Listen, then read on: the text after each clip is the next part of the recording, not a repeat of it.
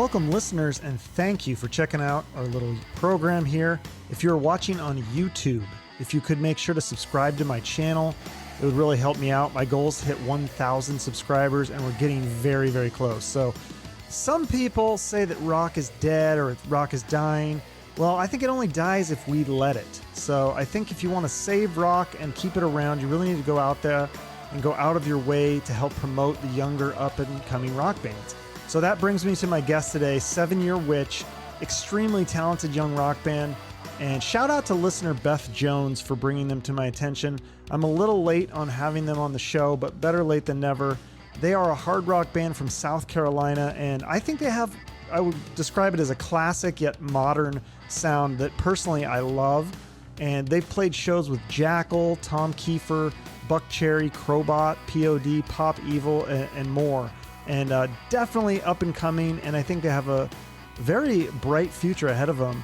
They have music out now, but they're currently shopping some new songs to a record label, so you'll likely be hearing more of them very soon. And in this interview, you're going to learn about the band, their musical style, the way they market themselves, their live shows, their future, and more. So enjoy this interview. Make sure to listen to their music and make sure to catch a live show. All right, please welcome 7 Year Witch to the program. Why don't you guys each go ahead and introduce yourself? I'm Seth. Drums. Okay. My name's I'm the bass guitarist. I'm Aaron. I'm the lead vocalist. And I'm Bo. I'm the guitar player. Awesome. Well, welcome to the show, guys. It's great to have you here. So let's just start right with it. You're from the backwoods of South Carolina, is what I read on the website. But which part exactly of South Carolina? We're from Anderson, South Carolina, like near the upstate. That's where pretty much born and raised. Bo's the only odd man out there, but that's where everything kind of started. The upstate. What is that? Is that a small? I'm assuming that's a small town. Like, how small are we talking though? Pretty small town. It's kind of nestled between Greenville, South Carolina, which is like our little developing city up here, and Clemson, South Carolina. So Anderson, it kind of gets forgot about, but it's got heart. It's that typical small town vibe. Oh, so Clemson is like the university? Yeah, it's next door. Yeah, it's just. Oh, okay. Are you guys? Do you follow college sports at all? Because they're pretty good at football. Well, we're not really sport oriented type people, but you know, it is a hometown kind of thing. So you know, there's no getting away from it really. I was gonna say yeah, because when I talk to people like that, I ask them like, if you're not into sports, how do you avoid that? Because it's got to be huge down there, I would assume. Yeah, they go nuts down here. It's a little wild. Is it fun at least just to go to the parties and the bars and things when? Yeah, when we can. It's hard to get the band booked at some of those college bars because they really like DJs and cover bands. But when we have got involved in the university scene musically, it's been insane. Those people out to party. So. I bet. Yeah, that's really cool. So I just had this guy on my show. He's like from the Ghost Adventures show, and I'm kind of interested in that, like paranormal. Now, you guys say that the name 7 Year Witch is based off. Was there like an actual witch that lived down the street from one of you? Do you believe in that kind of stuff? Do you believe in the witches and the ghosts and all that stuff? Or how deep down the rabbit hole do you go? Definitely. I mean, like, so the name, it comes from, first off, it's kind of like a story I had when I was a kid.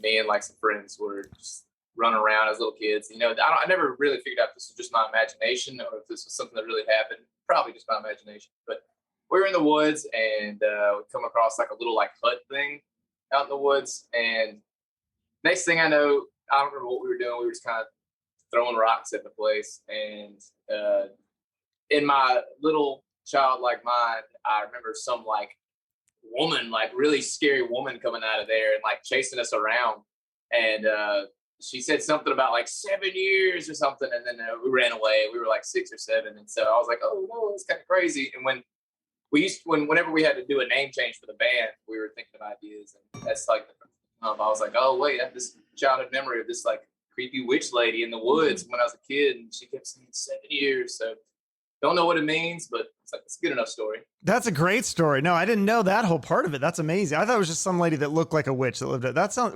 She might have been a real witch living in a cabin or something. It could have just been ugly.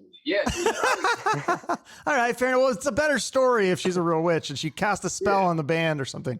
Yeah, but so I thought it was cool too that so you, Aaron, you actually went to school for classical opera music and you never sang rock until these guys recruited you for the band. So that gave you like a good foundation though to be like an actual like good musician, not just a screamer. Yeah, I feel like it definitely has its advantages. Sometimes I feel like it was a little maybe in a way limiting because singing classical music and singing rock and roll is two totally different things. I mean, on one hand, you get the advantages of like, I've learned proper breath support and stuff like that. But there's a lot more freedom when it comes to rock. And, there are a lot more exceptions with it. Like, you listen to rock music and there's people that sing that you wouldn't technically call like a good singer, but they have a unique sound that really just makes them pop. And so that's something that can kind of get by. So there's a lot more freedom with it. And, there's a lot more like belting and stuff involved. But so it was kind of like learning two different styles of singing. But I definitely attribute the classical training to help me out in the beginning.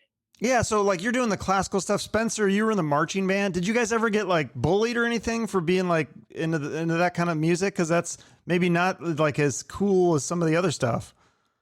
Yeah, the only person who bullied us was the band director. He's hated us. Really? Yeah, because call him out right now. Mr. Smith, we're coming for you. Wow.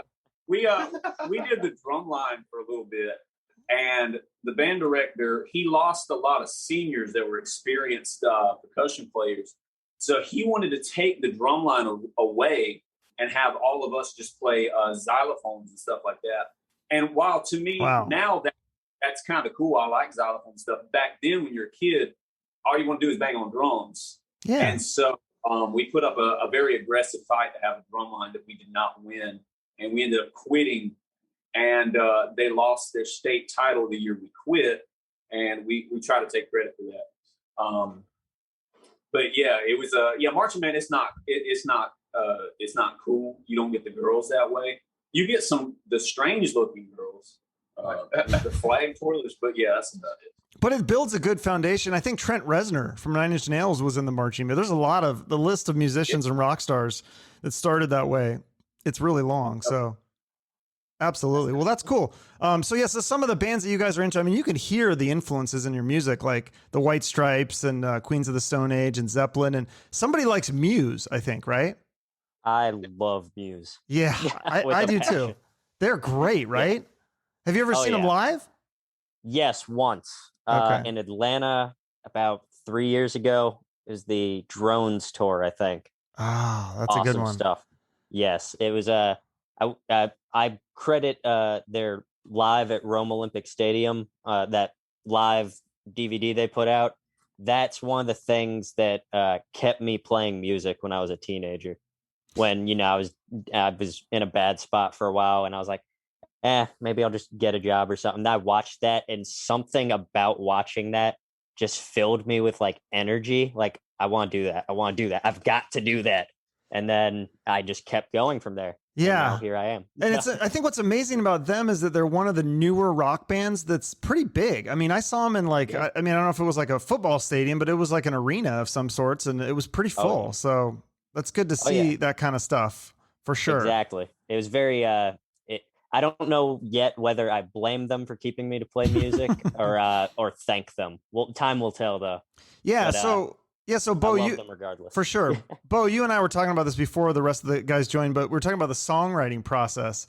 And this is the thing that always bugged me about the liner notes. But I don't know if you guys you might be too young to have you actually had like physical CDs. And I'd always look at the liner notes. And so like for Appetite for Destruction from Guns N' Roses, one of my favorite albums, it would say like the songs were credited to every member, but that's never accurate. And someone always brought like the main parts of the song.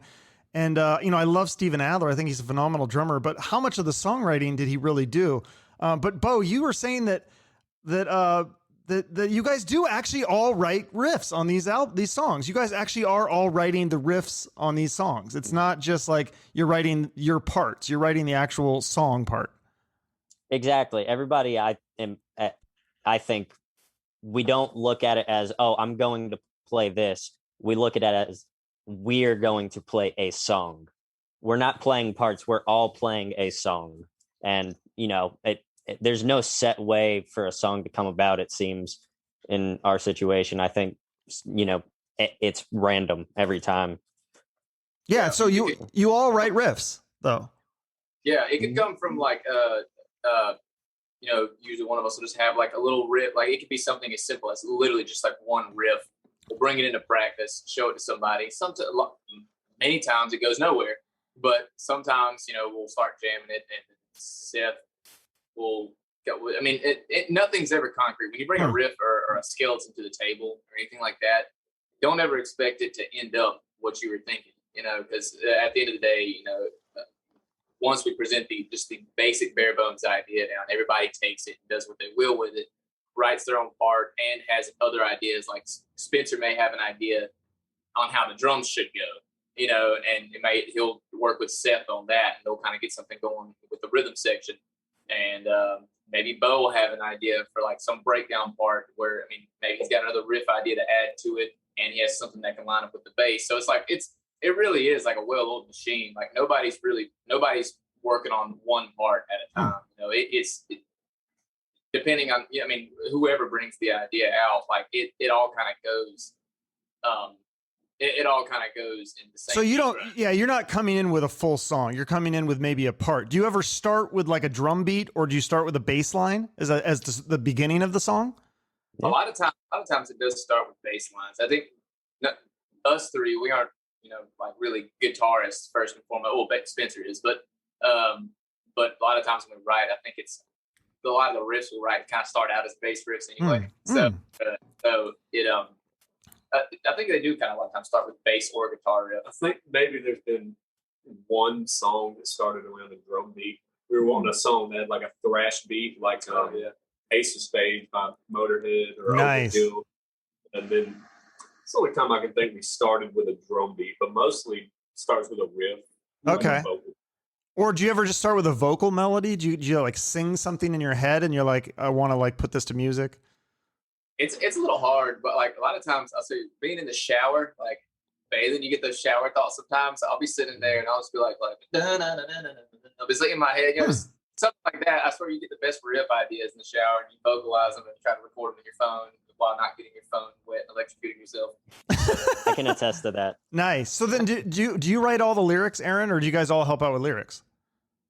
I do. That's one thing I guess I can take credit for is I do write the majority of the lyrics. Occasionally, the boys will have like a cool idea. Like if I'm stumped or something, there's been times where Bo's thrown some lyric ideas at me, especially on some of our newer songs that end up sounding really cool, and take those ideas and throw them in. But for the most part, I write all the lyrics. Okay. Yeah. So tell me, are you guys working on any new songs? Can you give us any hints, like titles or subjects or anything, or styles? We got 4 that were ready. We're getting them mixed, mastered currently that we just recorded that we're slowly starting to play them out live, and that'll be our newest material that we're putting out. And with the hopes that we're gonna shop these to some labels, and they're gonna hear those 4 songs and want to finish it as an album and fund the rest of the album. So it's a lot of money. It's mostly a money thing. Okay. Yeah, that's money. But as far as just songs in general, we've got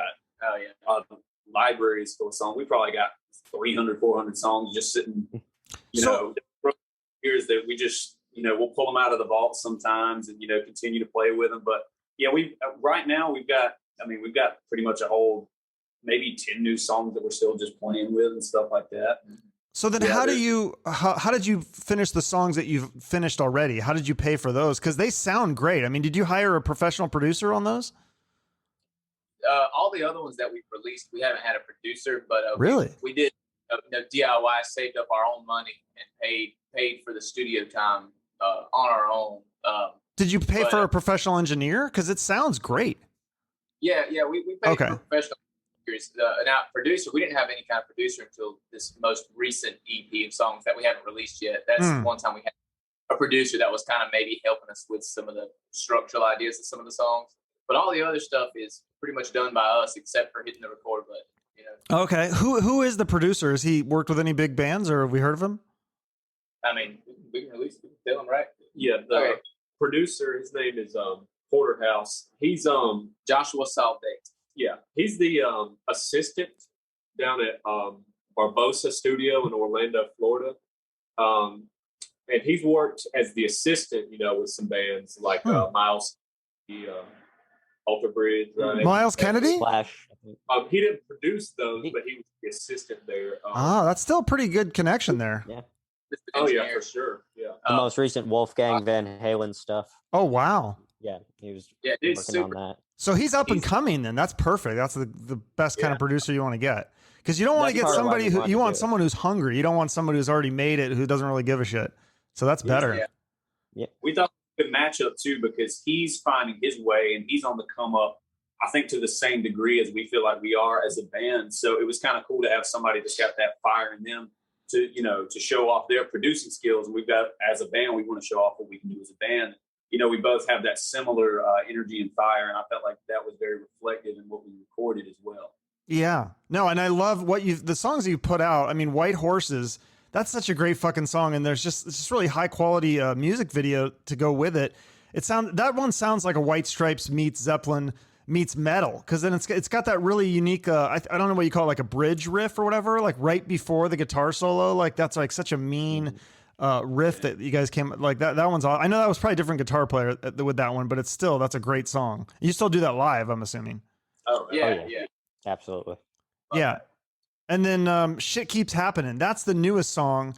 What is that exactly about? Is that about like the world in the last year and a half, because there's been a lot of shit happening, or is it about something different? Okay, it has kind of a double meaning.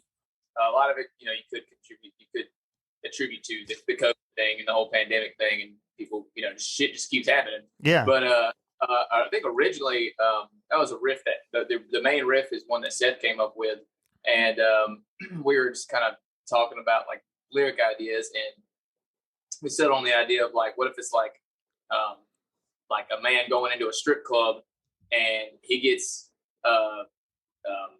drugged with like acid or some kind of intense psychedelic, and he's like tripping balls while he's in this strip club. The stripper takes him home, ties him up to the bed, robs him, and leaves. And so that's basically like the story of it. That's why like a lot of the lyrics and the verses, like they kind of don't make sense because the acid, he's like, whoa, I don't know, bro, like the Valkyries do, and then she's swinging on the pole on "We Need a Minute," shaking up the man.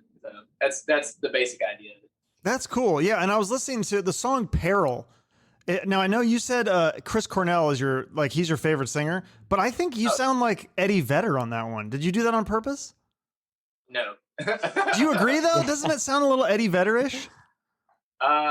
Maybe I could see some elements, but I don't really like Eddie Vedder's voice. You don't? Much, but I'm very emotional. Like I've grown to like him a little bit. Like I respect him as a singer, but he's not someone I want to sound like.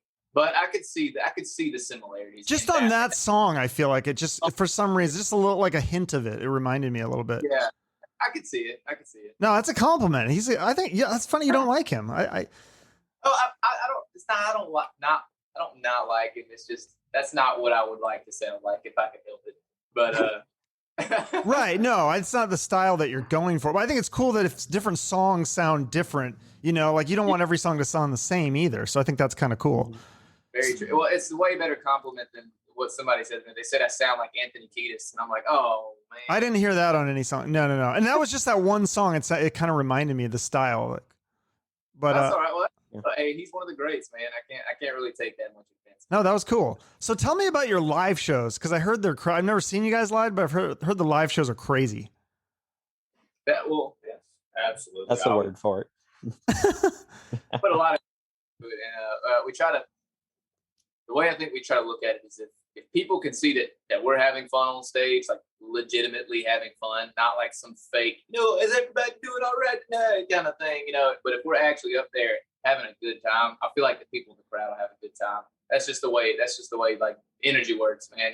Part of our mission statement as a band is you could be an amazing guitar player, drummer, but there's always going to be somebody out there who could outplay you. But we always want to be the band that has the most energy, even if somebody can out-shred us or on guitar or play a better drum solo. We're going to have the best energy at a show. That's part of our goal when we go up there. And Try to do that at every show, whether it's a bust or it's the biggest show we've ever played, and people really do pay attention to that. Honestly, even if it's like 12 people and not like 300, 400 people, that's honestly when we, I think, go the hardest. It's like the most intimate setting, and like, I mean, we're gonna go nuts until we either throw up or bust our faces or something. We've had mishaps on stage, like falling and busting our nose or hitting our head or something, anything like that. But that kind of fuels the fire a little bit. Yeah, well, I like you said that you do every time you guys do a show, you do something different. Like you mix up the set list, which I think is so important because especially as you guys get bigger, they post the set lists online. So some of these bands, they go on tour and they do the exact same set list and people know what song is coming next. And in a way I like that because I like to know, but it's like, it's so much more fun if I don't know. Like, it's kind of like knowing what your presents are before you open them. Right. So it's like, I think that's cool that you guys mix it up and you just don't know what's coming next. Not every show is the exact same. Like the energy is not going to be the same at every show. So sometimes, if we're playing a place and it's just really hyped that night, we might skip the slow song. We might skip Swan Dive or something, and just keep it all up here, high energy. And there's other nights where maybe the crowd's a little more dynamic. We can throw a slower song, tempo song in there and just add more of it and make the show a little more of an adventure. But it just, sometimes we won't know until we're up there, until we're about to play the next song. We'll be like, how about we just do this instead? And we'll just throw it on. By the first, 2 songs of reading the crowd, you're like, okay, I know what songs we should and shouldn't be playing. Mm-hmm. It's just an immediate vibe you can get from a room full of people. Gotcha. Yeah, I know. I think it's important too that not only, like you said, the energy, but like maybe even throwing in a few gimmicks here and there. Like I had Krista Makes from Less Than Jake. I don't know if you're familiar with that band, but he said when they started out, they did like go to Goodwill and they get like a bunch of stuffed animals and like throw them into the crowd, just do weird shit like that. Like I heard that you guys were like in the middle of one set, you just started eating cereal, like just doing weird shit to like get attention. Like that's smart though. What other kinds of stuff do you do like that? Well, we've done like cereal stuff. We've thrown packs of ramen noodles out to the crowd because that's kind of our thing. Although we did ask for the ramen back because we're too broke to be handing out the ramen. Me and Aaron boxed after a set. On the stage with boxing gloves.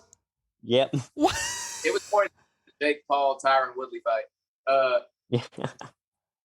We've done like just like confetti on stage, all kinds of stuff. Smashing stuff. Mm-hmm. I don't know. It's just you just have to look through our videos. You probably find most of it. It's impromptu. Sometimes it'll be like the other week, I was cleaning out my closet and I found an old toy keyboard and I was like, okay, we're smashing that at the next show. We don't even have or in any of these songs, but it's getting smashed. That's smart. No, that's smart because people remember that shit. They might not even remember the song, but they're going to remember that thing and they'll remember the band name. And eventually, they'll become fans and love the music too. So let's talk about some of the bands that you've shared a stage with. I didn't know you guys played with Jackyl. When was that? That was pretty much the last 2 years. Right before the pandemic started, the last show we did with them was the March of 2020, like right before everything got shut down. That was one of the last shows before the shutdown. Does he still do the chainsaw thing? I've never seen them live, but I know he has the. That's like their signature. That's like their finished. Stone Cold Steve Austin's got the stunner. Jackyl's got the chainsaws on. They still do. I mean, honestly, like to be, completely honest, like I wasn't ever like the hugest fan of like Jackyl's music growing up, but I mean, they were iconic because they're from around these parts. And so they're from South Carolina? I didn't know that. Yeah, like 30 minutes down the road. Oh, okay. So seeing them live though kind of changed my opinion. I was like, damn, these guys actually put on a great show. I was like, whether you like the music or not, they're memorable. So yeah, and then Buckcherry. I think you have upcoming shows with them, right? Yes. This weekend, I believe. Yeah, so how is their crowd? Are they accepting of you guys? Because that's one of those things where you show up, it could be like not very many. Everyone's waiting for Buckcherry, they don't show up early. I think they're one of the more receptive crowds to us somehow because those people are they're kind of there to party. It's a platinum selling band. You know what I mean? Bunch of crazy bitches. Yeah, and if you think of the lyrical content, the people that come see them are ready to party. So when we come up there, guns ablaze and going all out, they can't look away. They love it. So I actually think, yeah, they're very receptive to us. Mm-hmm. Yeah, and then what else? You guys played with POD, Tom Keifer, Pop Evil, Crobot. Any memories of those bands playing with those guys? Those are some big bands. Playing with Crobot, and honestly, I will say two of the most like high energy bands we played with are probably Crobot and Nonpoint. Honestly, like I only ever heard that Bullet with a Name on it song by Nonpoint, and that's all I ever heard. But like their energy on stage is insane. Like they got the crowd going, and like same with Crobot, even though they might not have as aged of a legacy quite yet as like Nonpoint and these other bands. Crobot, like they're on fire, man. And playing with them, that's like one of our like living idols right now. Is like Crobot. They're so good, and like Brandon Yeagley and the Chris Bishop and all the other members, like there's energy. All of them are like up here the entire time, and it's just insane, man. Did you tour with them, or you just do a handful of shows, or? We've done one show with them. That was all it took to be like, oh my God, like it was a lot. But you want to tour with them, is what you're saying then? Oh yeah, sure. I'll do it.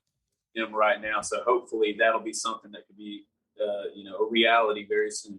Okay, yeah. So let's talk to some of these other newer rock bands. Like, are you guys familiar with the Black Moods? I think I'm wearing the T-shirt here. People can see. Oh yeah. Have you played with them before, or you listened to them at all? I've heard the name. I haven't got the chance to listen yet, but I've definitely heard of them. Okay. What about Joyce Wolf? Are you familiar with that one? We played with them one time. Actually, the first time we played with Buckcherry, Joyce Wolf was on that one, and that was intense. Fun show. Okay. I think we rode with them again at some point. But we also have the same agent. So. Oh, okay. Now, and then, so have you heard of Limbo then? Because they're kind of in that Joyce Wolf family too. I've heard that name. Okay. What about Them Evils? Are you familiar with that band? I've heard of them. Yeah. A live stream video, I think, from them the other day on Facebook. But yeah, they seem it looked like they were a 3-piece. Yes. Yeah. Yeah, it seemed like kind of like a heavier bluesy rock 3-piece. I'm all into stuff like that. Yeah, me too. What about Moon Fever? Have you heard of that one? Heard of Moon Fever? Yeah, they were. There was a show back when shows were still getting kind of brought up and canceled. There was one that I think we were supposed to do with them, but it ended up not panning through. But yeah, I watched one of their videos too. They seem interesting. I really would like to share the stage with them as well. Yeah, they really also toured with Adam Lee Disway, apparently. I think Leo was telling me that. Okay, yeah. So, and then finally, True Villains. Have you heard of that one? It's like they're a Nashville band. We actually played with them. Wow, it's funny. You guys played with a lot of these bands. That's really cool. Or what other newer rock bands have you guys played with, or that you really like, or that you think will be big bands in a few years? Let's see. Good question. Well, we can always say there's from around where we live. We got some great bands coming up here. King's Ransom, Lovely World, Velvet Willow, then Silver Tongue Devils. Yeah, they're really good as well. Just right in this little nook of where we're at in South Carolina, there is, because I mean we traveled a lot of places, but there's surprisingly something very special about this area. We get a lot of good bands that just haven't quite found their how to navigate to get to maybe on a level where they could have some of these same opportunities. But when they do get there, I think they're going to be just, doing the same things we are. And I think in some ways they'll outshine us. They just kind of have to find the avenues and stick around and get there. But yeah. I think, if there's anywhere, like I think a lot of anybody high up in the music industry should keep an eye on, it's probably like around the upstate South Carolina. I don't know what it is. Like when we first started like 8 years ago, it didn't seem like there was that much of a strong scene around here. But since then, it's really bolstered up. And like bands have come and gone, but they were always really good. A lot of talented musicians, and it's just comes out of nowhere. You just don't really expect it, but they have everything they need. All they need is an avenue. Okay, I'll have to check those bands out. So say them again. Silver Tongue Devils. What were the other ones? Silver Tongue Devils, King's Ransom. It's the movie, but and Velvet Willow. Okay, I'll check those out and see if I love any of them. Maybe I'll have them on the show. That's really cool. That's how I found you guys. I think someone raved about you guys. Actually, they were like demanding I have you on, basically. So I was like, and then I was like, all right. I finally was like, I think I listened and I was like, yeah, it's pretty good. And then I started to like really listen and I was like, okay, yeah, now this band is good. Yeah, I got to have them on. She was right. So that's really cool. So plans for the future, you're going to try to put a full length album out and you're looking for support to do that or record label. Did you try Frontiers Records or Golden Robot? Because they're friendly with a lot of rock bands. We haven't personally reached out to them, but our manager and stuff has been looking at a few. But I might have to throw those in his ear and see if maybe he can if he can reach out to them. So what was it called? Right Frontiers? Frontiers Records. There's a lot of rock bands on that one. It's pretty big. I don't know how you like. What offers they have. I mean, I would definitely maybe check out talking to them and see what they can offer. They might offer a little bit more. That Golden Robot's, I think, a little bit smaller label, but they've got some pretty well-known bands on their label as well. So, I mean, you could talk to both and just see what they have to offer. I don't know, but I just know that like there's a lot of bands on Golden Robot that I mean, you guys you wouldn't be out of your league in any way on either one of those labels. I don't think. I think they would. I would just think that they would love to have you, but I don't know. So you'd have to have your manager figure that out. But marketing the band. So before we got on, before you guys came on, Bo and I were talking. He was saying you guys did a shot-for-shot remake of the copy machine scene in Office Space. I can't find this video though.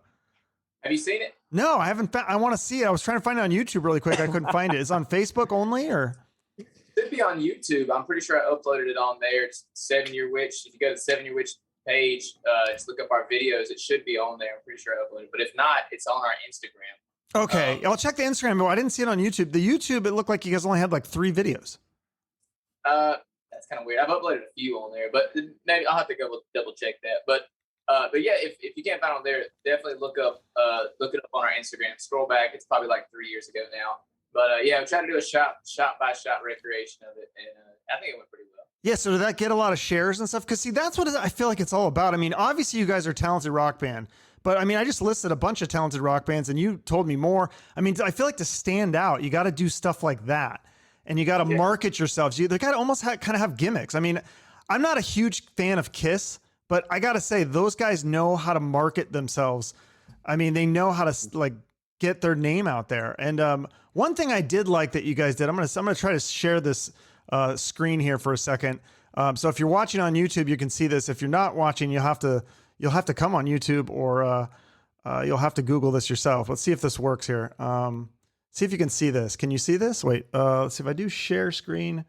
Tell me the story behind this picture. Oh yeah. Well, the Farmers Only needed some fucking top 10 dime like buff models, and so we were like, we're constant. So for those listening, it's a picture of it looks like Aaron and is it that's Seth? Yeah, and you guys are dressed like farmers, and it says farmersonly.com. Use the promo code 7 Year Witch, and people were commenting and they were like saying like, hey, we tried that promo code and it didn't work. That one, it was kind of a joke. I mean, it was serious in a lot of ways, but it was kind of a joke. But it is more serious. It's serious in which ways? Like you guys are actually on that website, or? I can't delete my Farmers Only account. They locked it. I forgot my password. And he has a he violated. You really do have a Farmers Only account.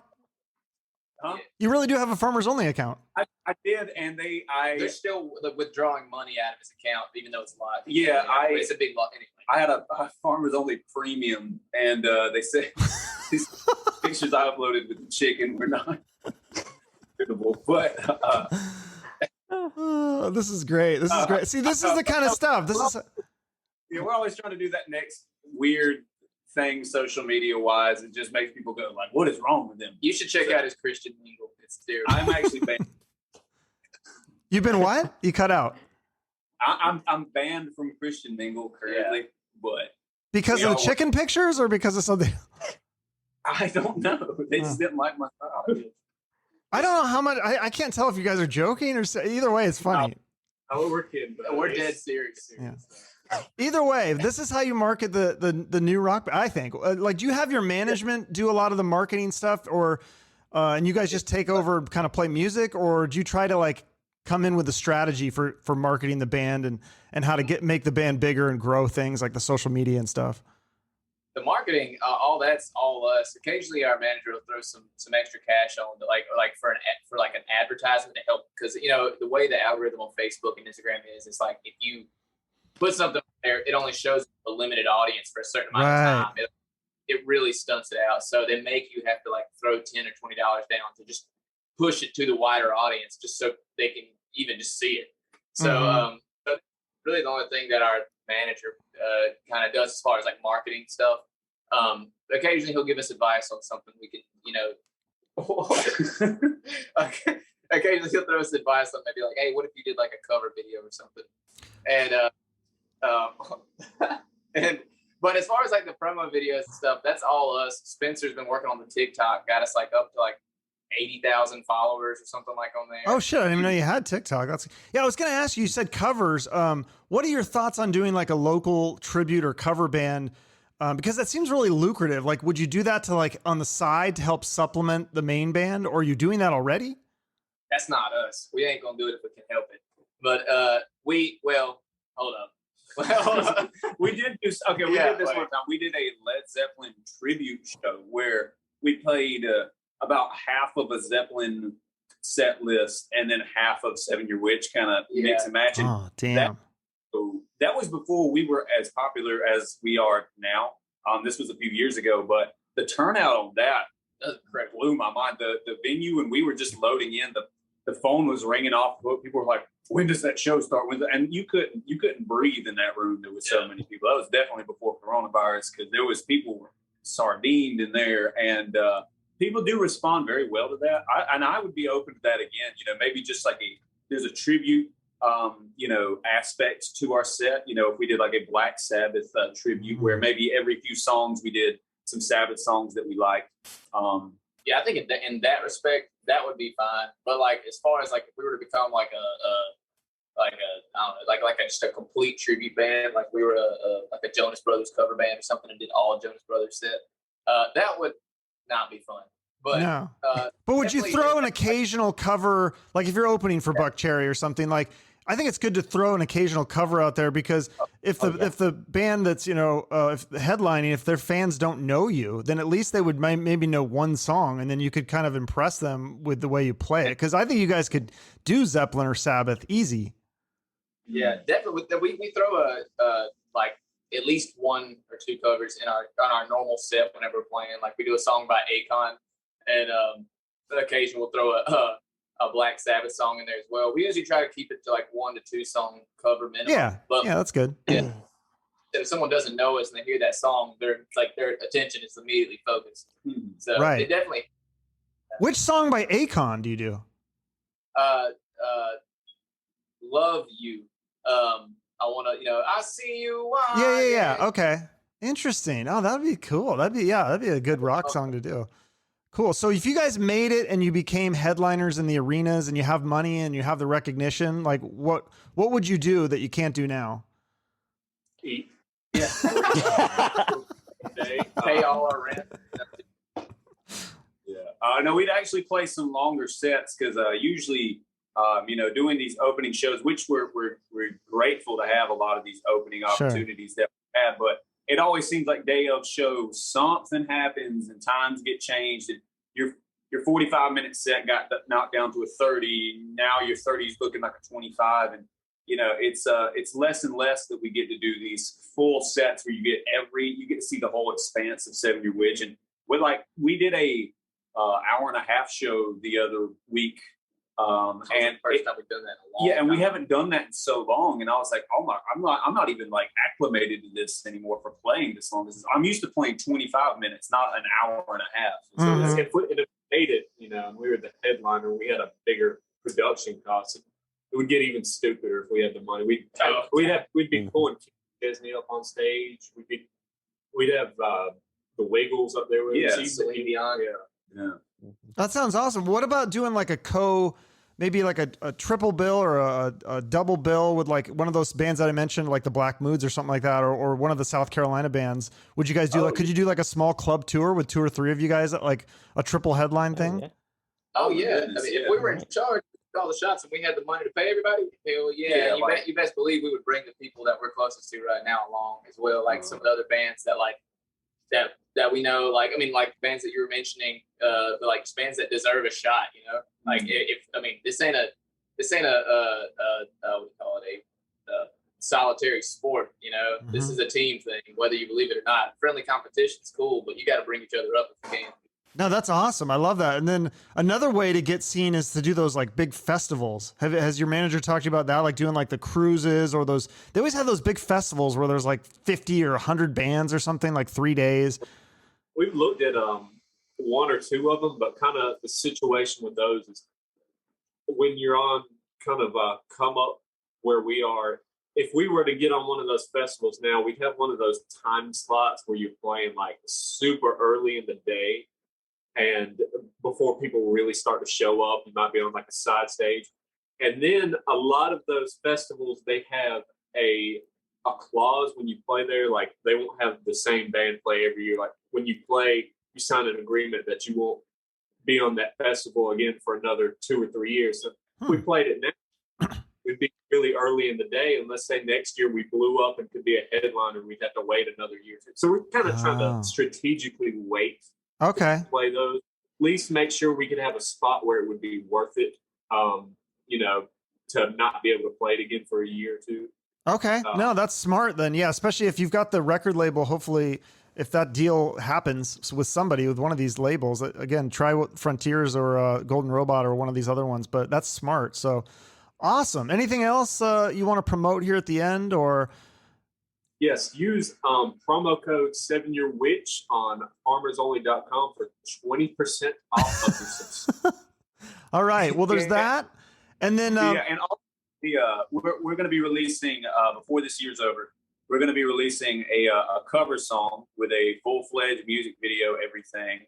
And our hopes is I'm already going to speak it into existence. We're going to try to have one of our songs out from the songs we're going to be shopping to labels. We're going to have one of those out with a video as well.